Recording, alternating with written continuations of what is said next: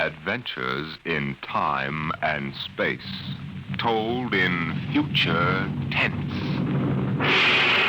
Dimension X.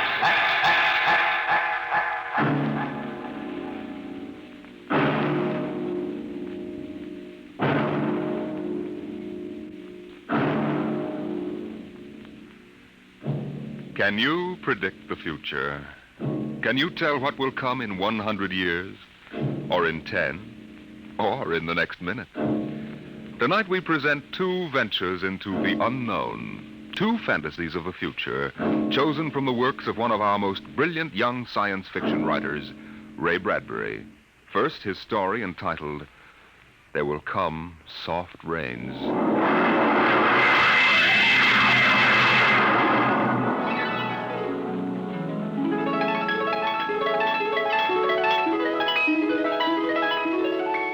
The house was a good house, planned and built to be lived in the year 1980. The real estate agent had told them all about it.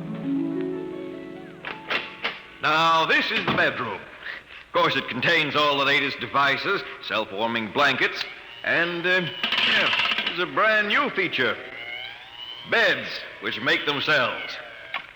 Now, if you'll just step this way through the library, we can see the latest in talking book recorders, self-building fireplace, self-cleaning robot dust disposal. Oh, these little mouse-like things come out of the wall and take away all the dirt. Now, over this way. As a complete robot kitchen, of course. Just set the menu for the week and the stove does the rest. Then there's the automatic hydroponic garden, self-sprinkling fire protection. See, the house is fully automatic. Why, you could go away for a year and it would run itself.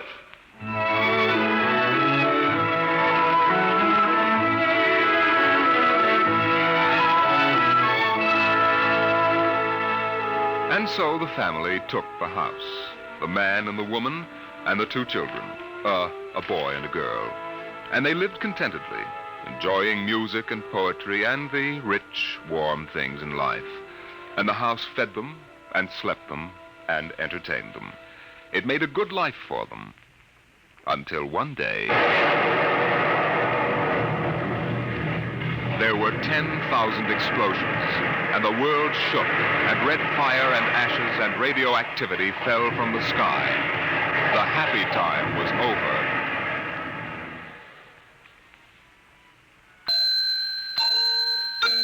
Tick-tock, 7 o'clock. Time to rise. Open your eyes. Tick-tock, 7 o'clock. Time to rise. Open your eyes. But the house lay empty. The clock talked to the empty morning. In the kitchen, the stove sighed and ejected from its warm interior 8 eggs, sunny side up, 12 bacon slices, 2 coffees, and 2 cups of hot cocoa. 7-9, breakfast time. Come and dine. 7-9. Today is April 28th, 1985. Today, remember, is Mr. Featherstone's birthday. Insurance, gas, atom heat, and electricity bills are due. In the walls, relays clicked, memory tapes glided under electric eyes, recorded voices moved beneath steel needles. 8-1, run, off to school, off to work, run, tick-tock, 8 o'clock, 8 o'clock. But no doors slammed. No carpets took the quick tread of rubber heels. At 8:30, the eggs began to shrivel. An aluminum wedge scraped them into the sink. 9:15, time to clean. 9:15, time to clean. Out of the wall, hundreds of tiny mechanical mice darted. The rooms were a-crawl with small cleaning animals, all rubber and metal. They sucked up the hidden dust and dirt and popped back into their burrows.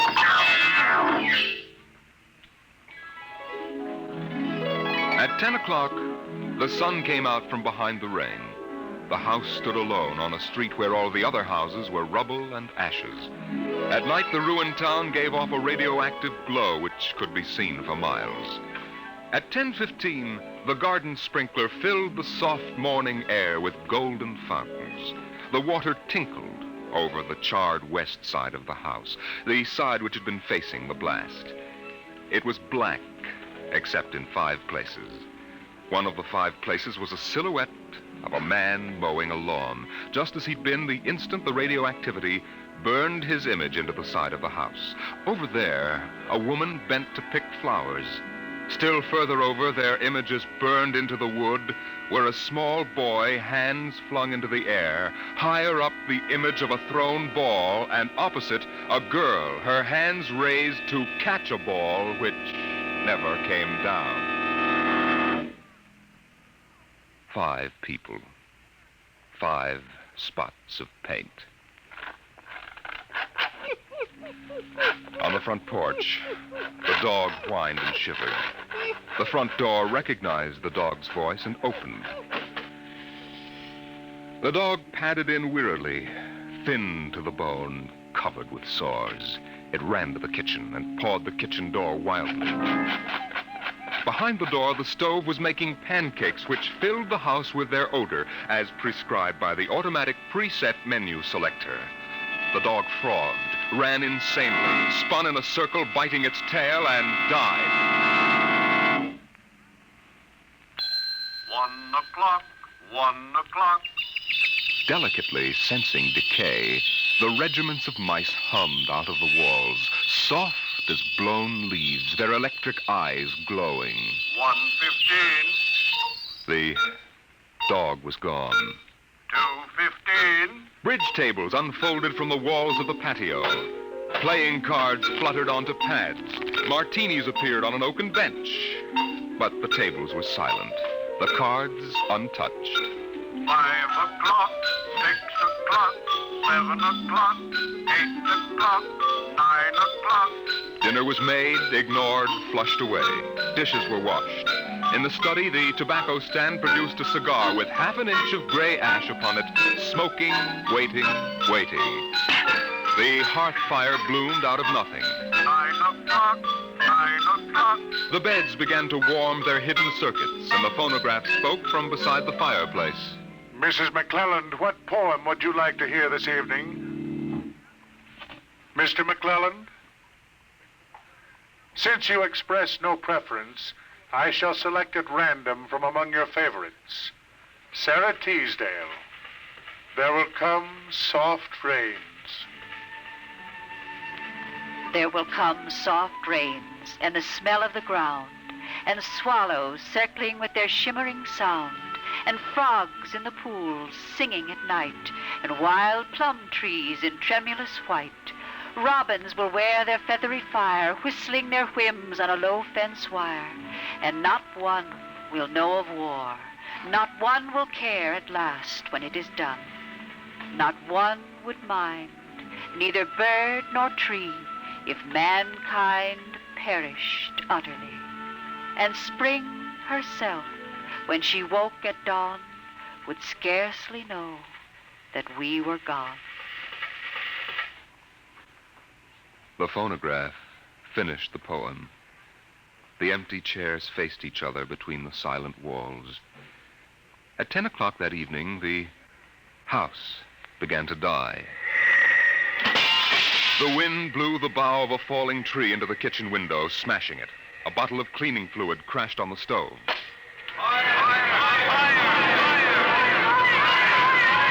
Water pumps shot down from the ceiling. But the solvent spread onto the doors, making fire as it went. Other voices in other rooms taking up the alarm. The windows broke with the heat, and the wind blew in to help the fire.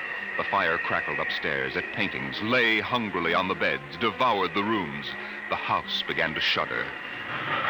The bared skeleton began to cringe in the heat. The wires revealed as if a surgeon had torn the skin off. Voices screamed in every room.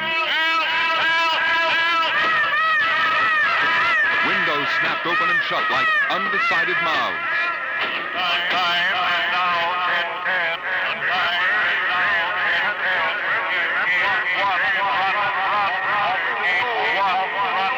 A thousand things were happening at once. Like the interior of a clock shop at midnight, all the clocks were striking, making a merry-go-round of squeaking, whispering, and rushing. In the kitchen, the stove hissing hysterically was making breakfasts at a psychopathic rate. 10 dozen pancakes, 6 dozen loaves of toast. Then, there was silence. The film spools were burned out.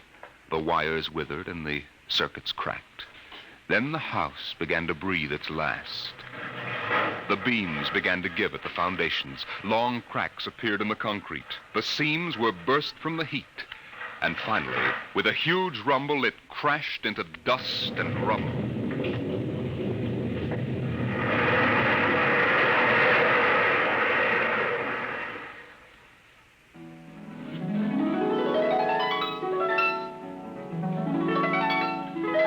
Dawn shone faintly in the east. In the ruins of the house, only one wall remained standing. And within the wall, even as the sun rose to shine upon the burning rubble, a voice spoke again and again and again. No one would mind, neither bird nor tree, if mankind perished utterly.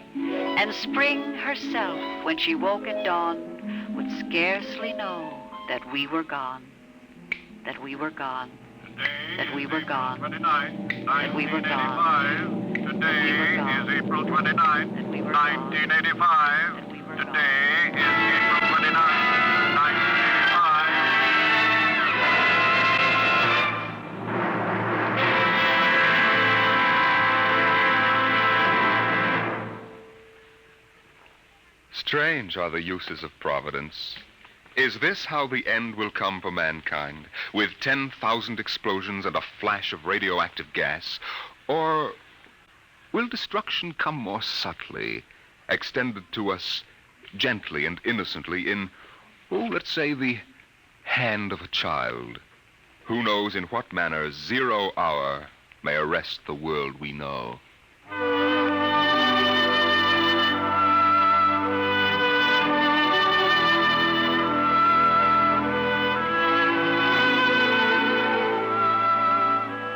It was a perfect summer day in the year 1985.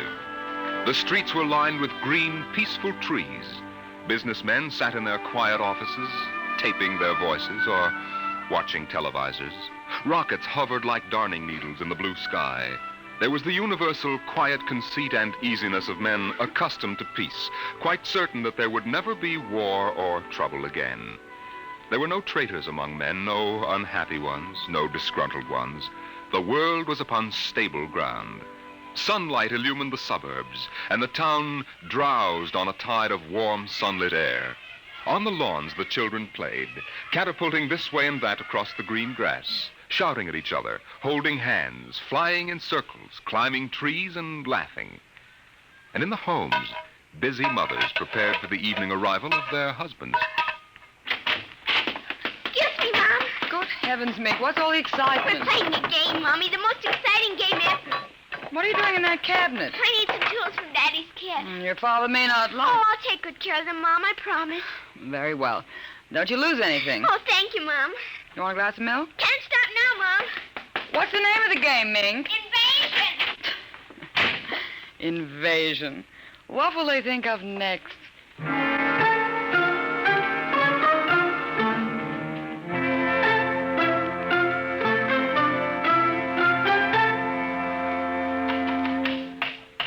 Now this, and this, and this, and this. Now put that there and bring that over here.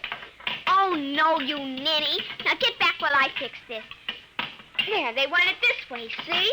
Here, just let me fix it. Oh, Mink, it's that smarty pants Joseph Connors. Don't let him play.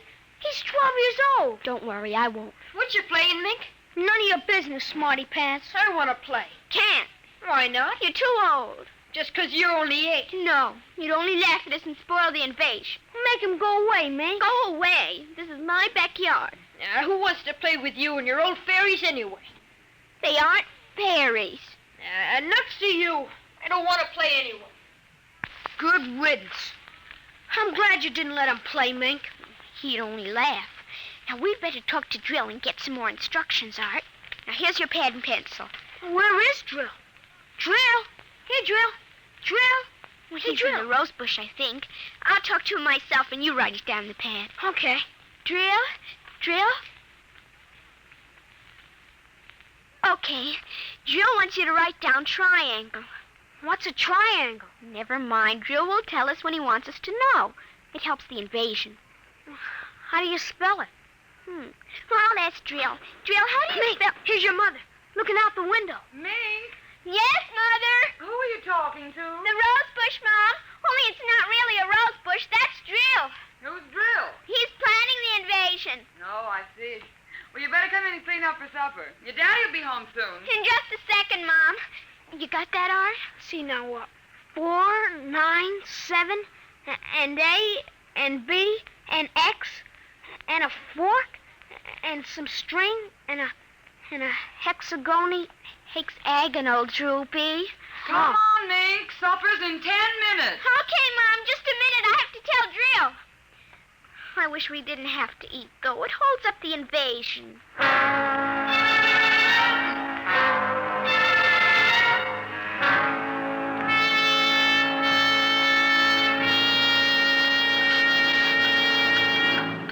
Mink, for heaven's sake, slow down. You'll choke on that soup. I can't, Mom. It's a matter of life and death. What's a matter of life and death? The invasion. What invasion is that? Oh, just some silly game the children have been playing. Well, whatever it is, Mink, it'll wait until you've finished your supper, I'm sure. I don't want any more. You've barely touched anything. Oh, but Drill is waiting for me, Daddy. Drill? Who's Drill? He lives in a rose bush in our backyard. Imagination, Henry. Such nonsense. I've got to run now. You'll sit through dessert, young lady. Oh, gee, Daddy. And while you're at it, tell me more about this new game. It's Martians invading Earth, Daddy. What? Well, not exactly Martians, Daddy. They're from... Well, gee, I don't know. From up. And from inside that little head of yours. You're laughing at me. Drill said you would. You'll kill Drill and everybody. Oh, I didn't know you could kill a Martian. But it's not really a Martian, Mom. Maybe he's from Jupiter or Venus, even. Imagine. They couldn't figure out a way to attack the Earth. We are impregnable. Impregnable, dear. Well, that's the word Drill said, Well, anyway, that was the word, Mom, the same word. Anyway, so we're helping them. Now, who's helping who? Well, the kids are helping the Martians. Oh, fifth column, eh? Well, Drill says in order to make a good fight, you got to have a new way of surprising the people. That way you win. And he says also you got to have help from your enemy. Pretty slick, those Martians, using the kids for a fifth column, eh, Mary? And hiding under rose bushes, too, Henry. Don't forget that. Well, that's because grown-ups never look under rose bushes. Only kids. Oh, I see. Well, finish your fruit, darling. You can play for an hour afterward. Mary. Oh, it's so nice out, Henry, and there's no school tomorrow. Very well. Till 8 o'clock. Drill says after the invasion we can stay up as late as we want. No more bets either. Oh, is that We so? can watch all the grown-up televisor shows. I don't wonder this invasion has caught on among the kids. Well, some of the kids are giving us trouble, like Dale Britz and Petey Jarrett. They're growing up so they won't believe in the invasion. They make fun, worse than parents even. I hate them worst. We'll kill them first. I hope you're saving your father and me for last. But Drill says you're dangerous. What? But I think they'll let me keep you because I'm helping so much. I'll talk to Drill. Maybe we won't have to kill you. Mary, I think this nonsense has gone far enough. Can I go out now, please? Well, run along, dear. Don't worry, Dad. I won't let them hurt you. Mary, I think the child's taking this game entirely too seriously. Invasion. Now, Henry, you know how Mink is. Besides, all children have their aggressions. Better to get them out in the open, I suppose. Maybe you're right. I was wondering about bridge with the Jacksons tonight, Mary. All right. But, you look tired, dear. Why don't you sit in the relaxer for a while and get a massage? I'll sew for a while until it's time to... Oh, I wanted to call my sister Helen. Oh, good. Find out when her husband's going to return my golf clubs.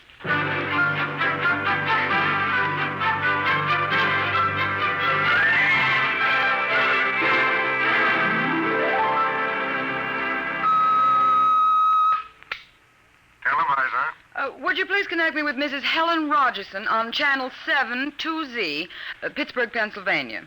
What is your channel, please? 817X, New Rochelle, New York. Thank you. Just a moment. Go ahead. You can see your party now. Hello, Mary. How are things in New York? Fine, Helen. How are things in Pittsburgh? You look tired. Oh, I've been having a terrible time with the children. Sick? No, just underfoot. They've got a new game that's got me just about crazy. It's called Invasion. Did you say invasion? That's right. Well, isn't that strange? My Mink is playing it, too. My boy Tim is all involved with some imaginary fellow named Drill who's running the invasion. Must be a new password.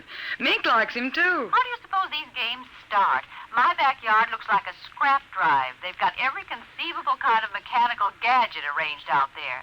I talked to Josephine Schiller in Boston, and she says her kids are wild about it, too. It's sweeping the country. Remember when it was the Roomba? Please, dear, I'm not that old. Mommy! Oh, please, Minky, I'm on the televisor. Come on, see your Aunt Helen. Hello, Ming. Hi, Aunt Helen. Look what I've got. What is it, honey? Well, it's the yo-yo. Look when I unroll it. See? Well, Helen, look, it vanished. Where did it go? Into another dim... She means dimension. Aren't they the darndest things? My Timmy brought one home, too. I can't figure out how they work. Make it reappear, honey. There. See, it's easy. Oh, where'd you get it, dear? Jill gave it to me, Mom. Mink? Bye, Aunt Helen. Gotta run now. Mink, you come back here. I want to talk to you. Turn it, Mom. 0 hours, 5 o'clock. Mink! Bye! Oh, I can't understand it. The child's never been so unruly. Helen, do you suppose that... What? Oh, nothing. Just a wild thought that... Say, the reason I called, I want to get that black and white cake recipe, and Henry wants his golf clubs. I don't know what he'll do. What was that? I don't know. One of the children must have been hurt. I'll have to run and see. Call me back tonight, will you? All right, Mary. Bye. Mink, come here. Yes, Mom. What is it? Who screamed? Peggy Ann. All right, what happened? Well, she got scared and went home. Did you hit her? No, she just got scared. She's a scare baby anyway. We won't let her play anymore. She's getting too old.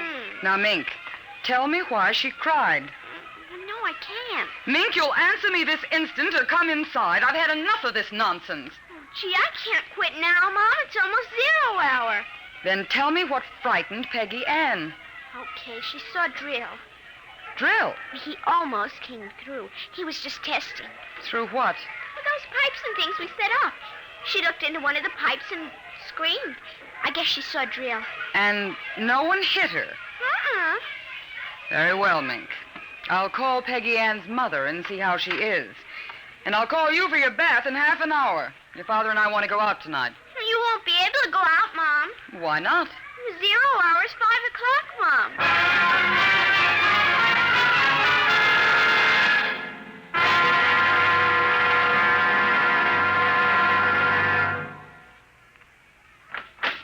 Hello, dear. Oh, you home already, Henry? Yes, I thought I'd relax a little before we went to theater. Where's the little one? Out back. Same game. Same game.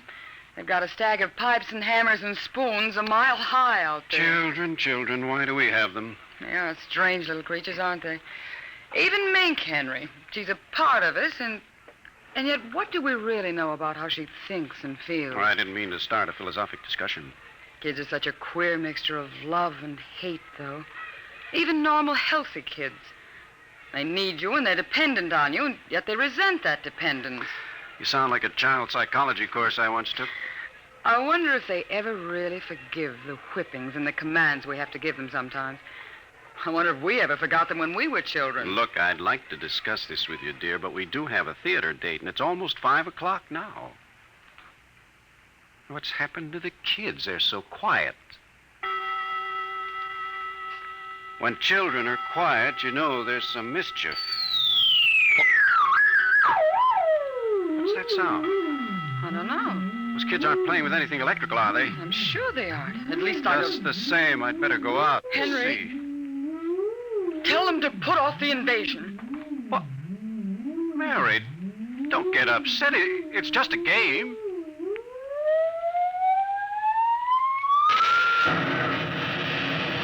what's that? Look out the window, Mary. What is it? Where are the children? Mary, why are you shaking? What did you see? Henry, quick. Up to the attic. They aren't in the attic. Yes, the attic. Quick. Mary, come back here. Mary! Mary, don't go up. They aren't up there. Mary, you out of your mind? There's no one up here. Quick, shut the door. Lock it. But there's nothing up here. What is wrong with you? Mary, come to your senses. Henry. What are you talking about? I saw it through the window, Henry. It was horrible. What?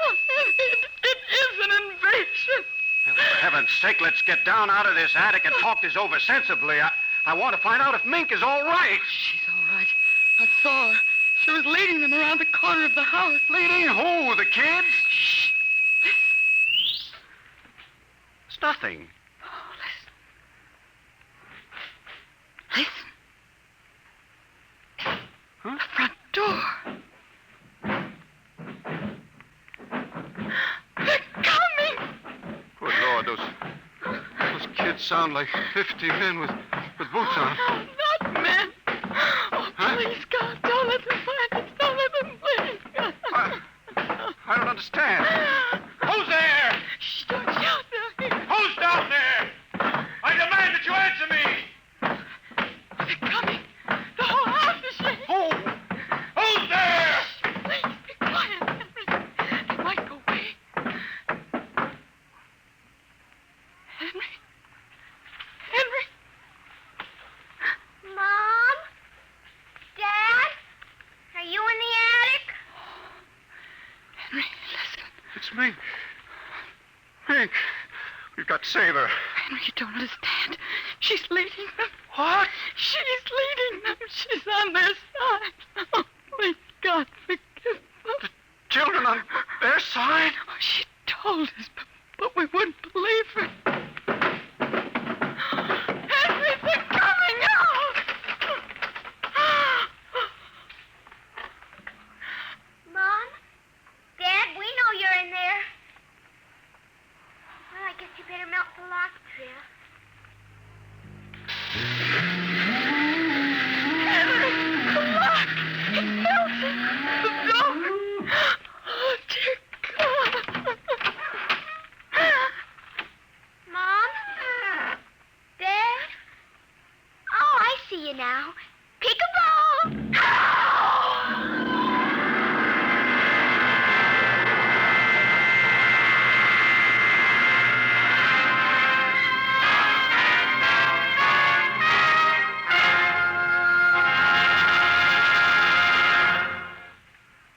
You have just heard another adventure into the unknown world of the future. The world of Dimension X.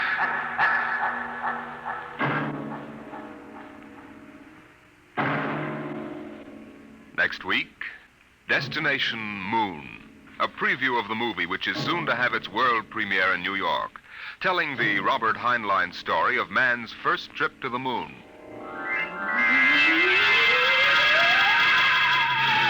Tonight's adventures in Dimension X, There Will Come Soft Rains, and 0 Hour were written by Ray Bradbury and adapted for radio by George Lefferts. Featured in the first story as narrator was your host, Norman Rose. The leading players in 0 Hour were Denise Alexander as Mink and Rita Lynn as the mother, Roger DeKoven as the father. Music by Albert Berman. Engineer Don Abbott. Dimension X is produced by Van Woodward and directed by Edward King. Robert Warren speaking.